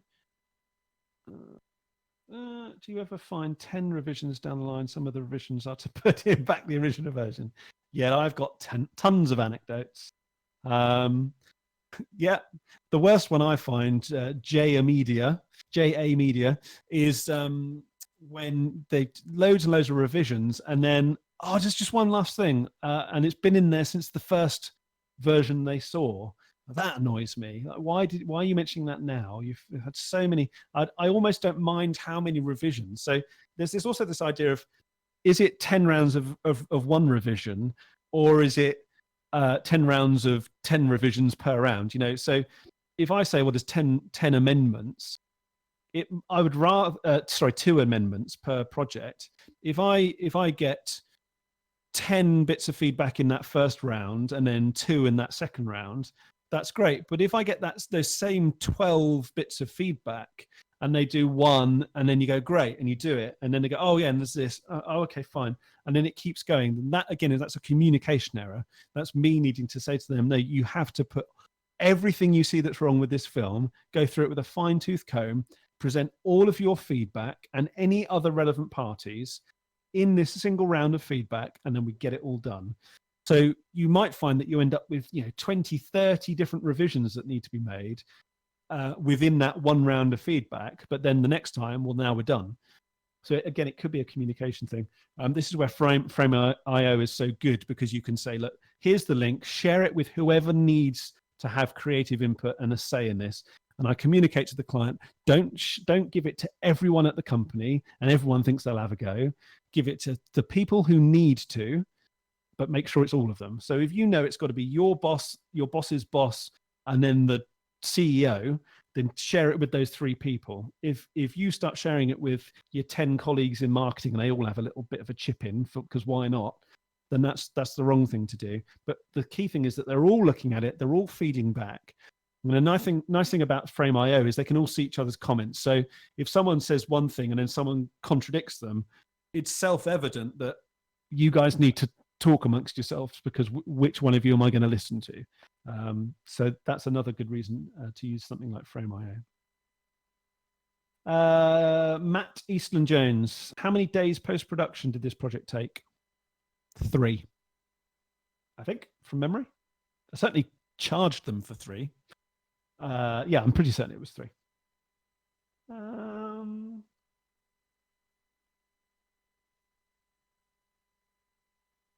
Yeah, you're right. JA Media, often the client doesn't understand the terms that the editor might be using and crossed wires. Yeah. This is all fun and games of our industry. It happens in all industries, though, so don't worry. I think I remember my dad, until relatively recently, ran his own business. He's recently retired, but I remember being very young and hearing him say to someone, "Oh, the business would be fine if it weren't for the bloody customers." And I think we've all been there. You know, we're very happy doing what we do, making films, but sometimes the clients get in the way. I think, you know, it's par for the course. The good news is that there are far more lovely clients, and they make it all worth it. Okay, I think that we are probably there. Jake, are you still alive? Yes, mate. Fallen asleep. Let's do what we've got. One last question. Okay, here we go. One. Minton Studios. Good evening from Australia. Hello. Good day. I should say. Does it take you much? I apologize. I actually lived in Australia for 3 years as a child and spoke with an Australian accent. The first words I uttered were with an Aussie accent. Not so much anymore. Does it take you much more time in the review process if you present them a mixed and graded cut for their first version, especially if it's gone to other edit programs? Yeah, good question. In theory, yes, it does. It's the lesser of 2 evils, though. I've tried it both ways. I've tried giving clients rough edits with roughly mixed and not graded at all, and even presenting it to them and say, don't bother commenting on the colors or the sound, they're not done yet. And then you guarantee the first things you get back are a list of, oh, there's a funny little pop here, and there's a bit here where the colors look really gray and flat, and blah, blah, blah. And it's just like, I used to get quite frequently, before I used Artlist, way back, I used to use things like Premium Beat and other sound sites like that, and there was always a watermark in it until you bought the license. And obviously I didn't want to pay for a license for a music track that a client might not like. So you would send them the rough edit and you'd say, look, ignore the music, or ignore in the music if you hear like premiumbeat.com, you know, just ignore that. It's not been licensed yet. That won't be in the final mix. And the amount of times, I mean, it happened countless times. I would tell them, don't just ignore the watermark, the audio watermark. And in their feedback would be, oh, I don't like the lyrics. Oh, what are you talking about? There are no lyrics. Yeah, no, I don't like it where they say, where the vocalist says, that's the audio watermark I told you to ignore. Oh, right. You know, I've done it both ways. And to my mind, it's much easier to do a completely polished product as close to finished as you can possibly manage within your time limits, then present it to them. And yes, it might be that you spent an hour mixing the sound on that, on that edit, and then they've told you to completely change it. Or to, you did this really clever little graphic and composite effect that took you 2 hours to make, and they're like, oh, we hate that, take that. But I think that it's actually the lesser of 2 evils. And I think, and also you're probably more confident with your own clients of knowing what they probably want. As for like going out to other programs, then yeah, I mean that would be quite troublesome, particularly if you've commissioned or outsourced a sound mix. But I'm talking about, just simple sound mix steps that you would take in your NLE. So things that the editor might do or you might do yourself. I mean, I appreciate, actually, I'm talking from the perspective of someone that edits and grades and does it all myself. So it is less inconvenient. It's not like I've had to outsource it to someone else before I present it to the customer. But maybe you could slap some kind of LUT on it or something if you just to get the review process done and then have it properly graded afterwards. Right. Awesome. Well, thank you very much, Jake. And thank you everyone for all your great questions. We had loads of questions this morning, and you've just managed to trump them. I think we've just had about double the amount of questions. So. Yeah, it's surprising when we got to the Q&A section, we had less, and now I think we've had more. And now we've got more. Yeah. Awesome. Then, thank you. Thank you. Really appreciate it. Yeah. Cheers. And when's our next one? We're next Friday, isn't it? Oh no, a week on Friday. So 2 weeks today. I think we've got our next one coming up. Cool. Yeah, we've got a full schedule. I mean, there's a good few on the events page, but I think we've got more that are going to be scheduled soon. So yeah, just keep an eye on there about all the future ones coming up, and have a great weekend, everyone. Yeah, have fun, everyone. Thanks for tuning in. Thanks very much.